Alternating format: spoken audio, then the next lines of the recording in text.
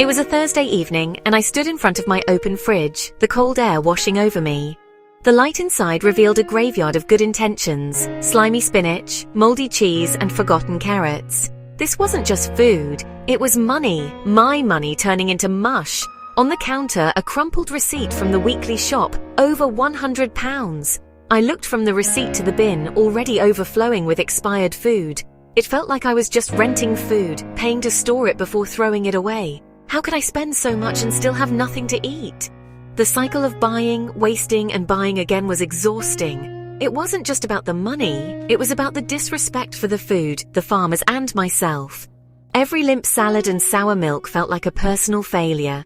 That evening, the cycle felt particularly vicious. I was tired, hungry, and facing another expensive takeaway because the fridge offered only sad remnants. I slammed the fridge door, frustration simmering. Angry at supermarkets for tempting offers, angry at myself for poor planning. Something had to change. The turning point came on bin day. As I dragged the heavy bag to the curb, the smell of wasted food hit me. I saw my hard-earned cash, my time, and my good intentions rotting away. I made a promise, no more. This was a declaration of war on waste. I needed a system, not just willpower. I grabbed a notebook and did a full kitchen audit. Fridge, freezer, cupboards. The chaos was clear: duplicates, forgotten tins, half-empty packets.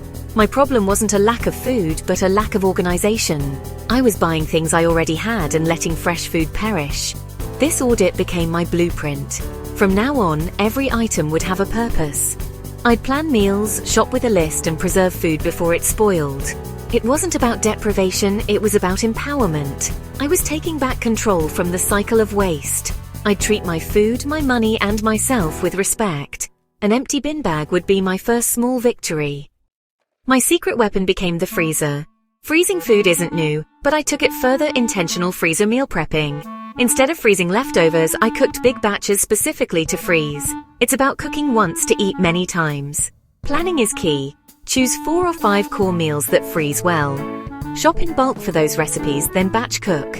Each container is labeled, dated, and portioned. The freezer becomes a library of future meals, not a wasteland of mystery tubs. Freezer meal prepping is proactive, not reactive. A few hours of cooking saves countless hours and stress later. It's a gift to your future self. Freezing leftovers is like finding a fiver in an old coat. A freezer full of prepped meals is a savings account you can draw from any time. It removes the daily "what's for dinner?" panic. This shift was the cornerstone of my new waste-free kitchen. Suddenly I felt prepared, not panicked. My first big batch was lentil and bean chili. Cheap, hearty, and nearly impossible to mess up.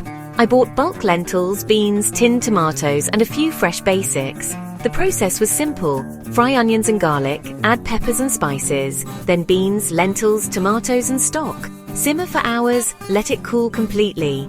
Then portion into containers and bags, 16 portions for pennies each. Stacking those labeled containers in the freezer felt like a real achievement.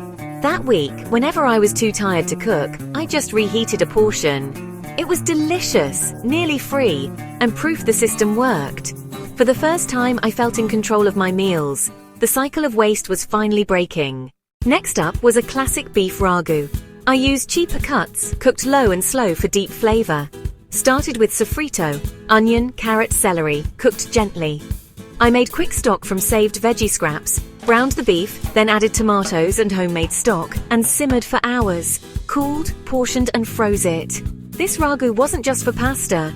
Lasagna, polenta, jacket potatoes, you name it. Having it in the freezer felt like a secret weapon. One big cook, many comforting meals ahead. Chicken Tinga became another freezer favorite. I used chicken thighs for flavor and value, poached with onion, garlic, and bay leaf. Made a smoky chipotle tomato sauce in the blender. Shredded the chicken, simmered it in the sauce, and cooled it. Portioning it into bags, I had a meal component ready for tacos, rice bowls, or burritos. Prepping components, not just full meals, gave me flexibility. The Tinga was always ready to transform into something new.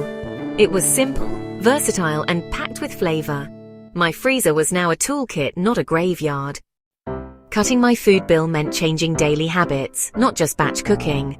I created an Eat Me First box in the fridge for anything nearing its use-by date. Saved veggie scraps in the freezer for homemade stock. Wilted greens got stirred into soups and sauces. Herbs on the turn were chopped, mixed with oil and frozen in ice cube trays. Stale bread became breadcrumbs or croutons. Every small habit added up, reducing waste and saving money. My kitchen was finally working for me, not against me. Now when I open my freezer, I feel calm and secure. It's a neatly organized library of meals, not a chaotic jumble. The daily stress of what's for dinner is gone. By planning, shopping smart, and eliminating waste, I've halved my food bill. That extra money has been a lifeline.